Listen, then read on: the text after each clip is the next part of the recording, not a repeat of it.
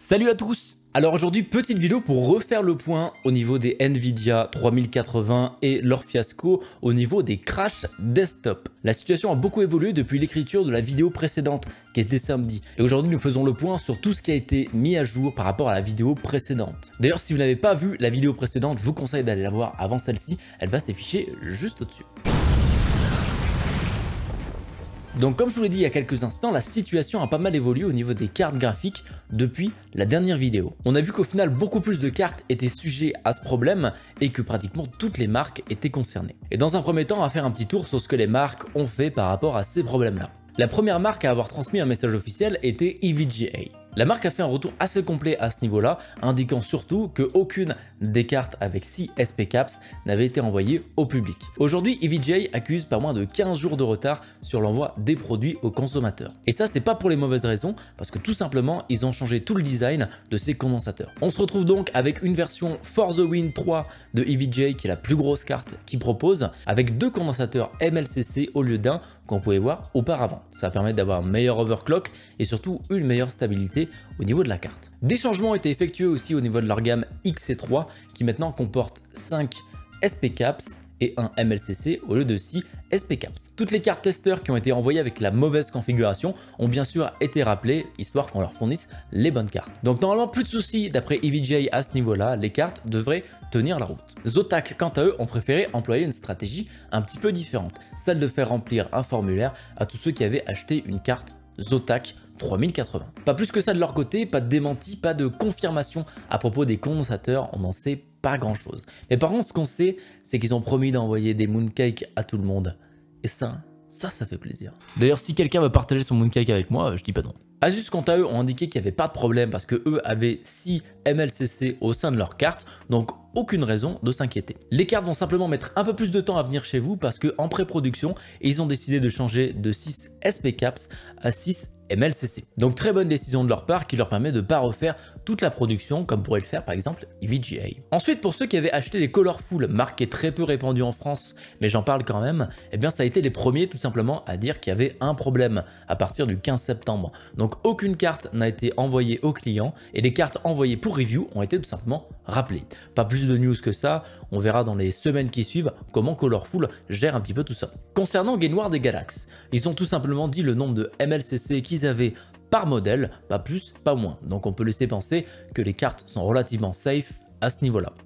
Mais pour l'instant, on attend bien sûr la confirmation de ces marques. Ah, bah merci, c'est gentil. Une petite carte MSI. MSI ont visiblement fait des petits fourbes. Ils ont effectivement fait passer leur changement de design sous notre nez comme ça en soum sans jamais en parler à personne. Ils avaient déjà énoncé le problème lors d'un live MSI Insider où ils pointaient plus les problèmes de driver que vraiment les problèmes de condensateurs de leur côté. Et visiblement quelque chose leur a fait changer d'avis parce que c'est les 2 cartes de chez MSI qui ont une mise à jour au niveau des condensateurs. Les photos produits ont été mises à jour et on peut voir la Gaming Trio X qui passe de 1 à 2 MLCC et la Ventus 3X qui passe de 6 SP Caps à 5 plus 1 MLCC. Et je vous ai gardé le meilleur message pour la fin, celui de Inno3D qui est plutôt ballsy. Nos cartes n'ont aucun souci, vraiment zéro problème d'instabilité, croyez-moi. Vraiment zéro. N'allez pas vérifier, mais zéro. Dans ce genre de contexte, il est quand même difficile de tenir ce genre de discours. On verra bien s'ils viennent se refaire mordre les fesses par cette déclaration-là. Personnellement, je ne me serais pas aventuré dans ces déclarations, surtout avec les problèmes qui courent en ce moment. Et pour l'instant, rien au niveau du gigabit. Même s'il y a eu des cas d'utilisateurs qui avaient le problème, il n'y a pas eu de déclaration officielle de la marque. Et pourquoi on retrouve ce problème plus sur les GPU bas de gamme des 3080 plutôt que sur les hauts de gamme ? Eh bien, il y a potentiellement plusieurs raisons à ça.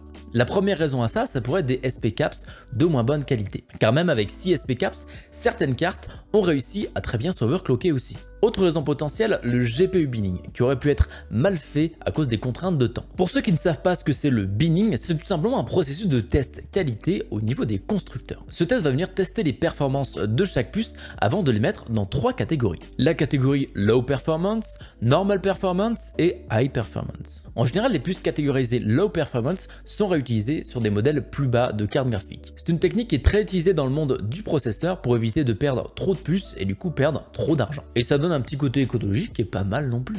Les puces avec des performances normales sont pour les cartes qui sont tout à fait classiques, les modèles de référence. Ensuite, les High Performance, ou plus connus sous le nom de Gold Sample, vont elles être utilisées pour les cartes qui vont être overclockées. Il est possible sur ces premières séries que les GPU étaient mal binés et que du coup des puces trop faibles soient passées alors qu'elles n'auraient pas dû. On peut aussi avancer l'argument de temps. On a vu qu'ils n'avaient pas eu le temps de faire des tests concrets avec les drivers, donc on peut difficilement s'imaginer qu'ils aient pu faire des tests de binning correctement. Et c'est pour ça que sur les modèles bas de gamme, on va pouvoir retrouver plus d'erreurs que sur des modèles plus chers. Autre info qui concerne tous les GPU, c'est que au-delà de 2 GHz, ça commence à devenir difficile pour toutes les cartes, quel que soit leur budget. Ce qui fait qu'on va avoir assez peu de cartes qui vont monter au-dessus de 2 GHz de manière confortable. Ce qui est déjà un très bon overclock parce qu'on sera à 300 MHz de plus que la valeur de boost de référence. Ces limitations sont peut-être une hard limit au niveau de la puce 8 nanomètres de chez Samsung aussi. Car c'est la première puce de Samsung pour Nvidia, donc on n'a pas suffisamment d'expérience ici pour vraiment savoir si ça peut venir de la puce. Il est possible que Samsung ait eu des contraintes de temps eux aussi, et que du coup ce 8 nanomètres ne soit pas aussi raffiné qu'il aurait dû être. Pour en avoir le cœur net, il va falloir attendre le prochain refresh de ces cartes-là, où ils auront eu le temps de raffiner un petit peu plus le processus. On a d'ailleurs entendu pas mal de rumeurs autour d'une 3080 20 Go qui serait déjà en cours de route. On pourrait avoir aussi possiblement un problème de driver avec GPU Boost 3.0 qui n'est pas tout à fait adapté à ces nouvelles cartes. Salut, c'est Christelle du montage, je vous fais juste un petit cut ici pour vous dire que Nvidia a sorti un nouveau driver qui a l'air de résoudre pas mal le problème de crash en limitant la fréquence maximum des cartes. Avec des personnes qui m'ont envoyé leurs résultats en commentaire, on voit très bien la différence entre avant et après le driver. Donc merci à eux. Sur ce, je vous laisse pour la fin de la vidéo. Salut! On espère en tout cas qu'on va pas avoir à changer le VBIOS qui est tout de même un peu plus chiant à changer qu'un driver. Vraiment un poil. C'est totalement faux, c'est beaucoup plus dur. Il est venu le temps de la conclusion. Tous les cas, vous avez 14 jours de rétractation pour renvoyer votre carte. Donc n'hésitez pas à vous servir de cette période pour bien tester votre carte et la renvoyer si vous avez le moindre problème. N'achetez pas cette carte si vous n'avez vraiment pas envie de rencontrer ce problème, attendez simplement quelques mois et ça ne devrait être plus qu'un mauvais souvenir pour les cartes Nvidia. Et évidemment, ne vendez pas votre ancienne carte, sinon vous risquez d'être bloqué le jour où votre carte a ce problème-là. Il est aussi possible que cela n'affecte que peu de personnes, car les marques ont eu le bon réflexe de garder les cartes et au final que très peu ont été distribuées aux consommateurs. Pour ceux qui ont acheté leurs cartes sur eBay et Le Bon Coin, dommage pour vous.